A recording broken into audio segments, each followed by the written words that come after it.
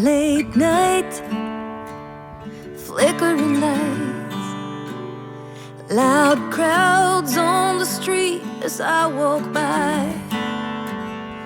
There's a fight, sirens drive by, someone singing about the heartaches of her life.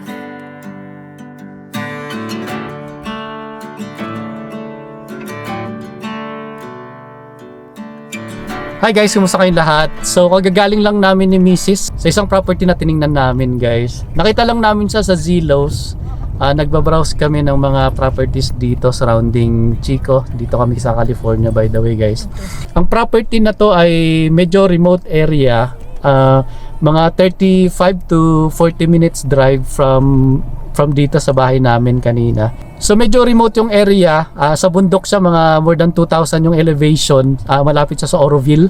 Yeah, naghanap kami ng property na medyo remote kasi gusto naming mamuhay ng off the grid, simple living, and then malayo sa kabiasnan kumbaga, bale.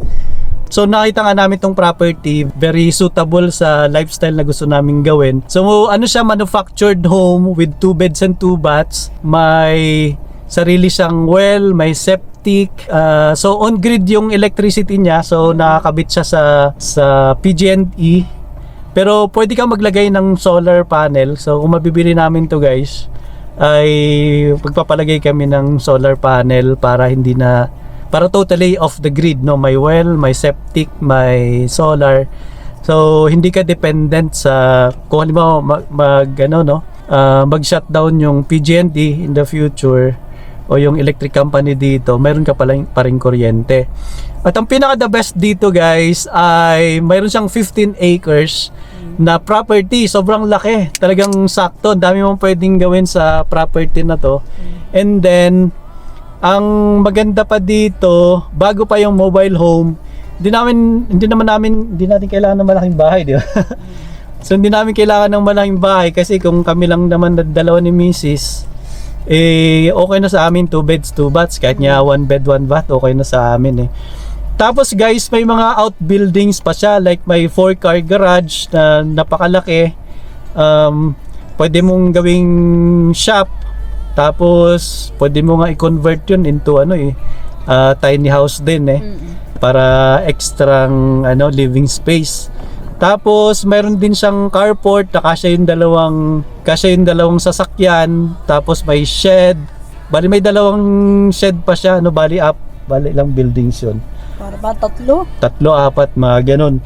So nakakatuwa kasi ito yung perfect sa atin yun nga lang ang downside, medyo malayo, no.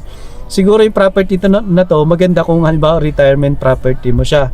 So lalong-lalo na yun nga yung plan namin ni Mrs. na kung magre-retire kami early ay 6 months dito, 6 months sa Pilipinas. Magandang siya na home base dito. Halimbawa kung magba-van life man kami, may parking spot yung van namin. And then kung pagod ka ng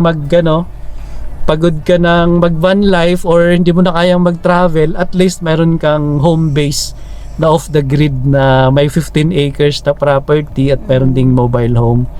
So yun, ano masasabi Mami sa property? Sobrang ganda. Nagustuhan mo rin? Gusto ko. Kasi gusto naming magtanim-tanim tapos mag-alaga ng mga manok. Manok, perfect siya kasi meron dong isang parang may parang may shed. Parang shed siya pero may may tawag doon, net. May net na siya. So palagay namin nag-alaga din sila doon ng mga chickens or mga kambing, maring ganun. Not sure. Pero parang ganun kasi meron siya. Yeah, maganda kasi yung pag off the grid ka, mag-grow ka ng pagkain mo, sarili mong food. Tapos kung may mga animals ka, yun yung chicken for example, yun magbibigay siya ng itlog araw-araw.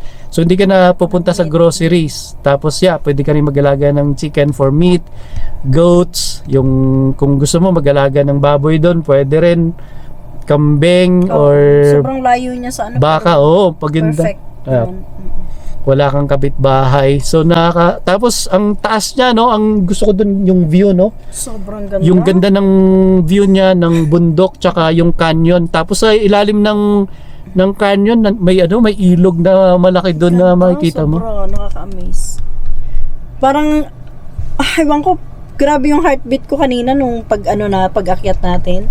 Tapos makita ko yung ibabaw. Wow. Grabe, no? Grabe ka scenic yung Nasa taas ka ng bundok, tapos makikita mo ang ganda ng view talaga. Panalo sa view, panalo sa lupa. Kahit wala ng mobile home yun, talagang sa lupa pa lang, sold ka na 15 acres for $145,000. Yeah. Mura siya kasi medyo remote yung area, and then high risk for wildfire yung lugar na yon. And then nakita ko sa listing nila sa Zillows, siya for foreclosure. So parang ewan ko kung anong nangyari sa may-ari nun, hindi na nila nabayaran.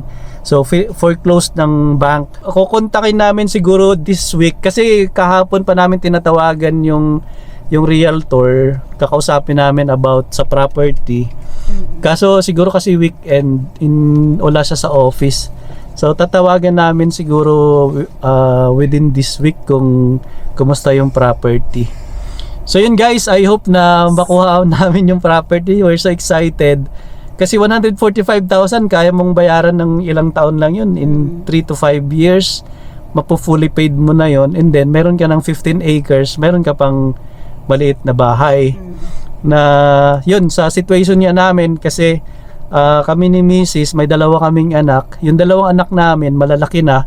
Kaya nga gusto naming asawa na isa. Yeah, may asawa na yung isa. Tapos yung bunso, baka mag-asawa na rin siguro next year yun.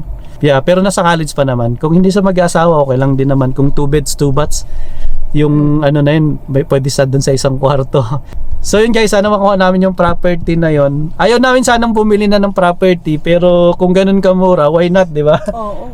At least may property tayo dito sa US, at kung uwi man tayo ng Pilipinas, pagbalik natin dito, meron pa rin, no? So pagbalik namin dito, mayroon kaming off the grid property na pwedeng kahit mag van life kami, pag uwi, meron kaming mapaparkingan. Yes, sir. Yung problema din kasi sa van life, yung mobile living, mahirap yung parking guys. So lalo na ngayon naghihigpit na yung government, ayaw nila ng mga nomadic lifestyle na ganyan, no? At least kung mayroon kang property doon sa bundok, may uuwian ka pa rin, di ba?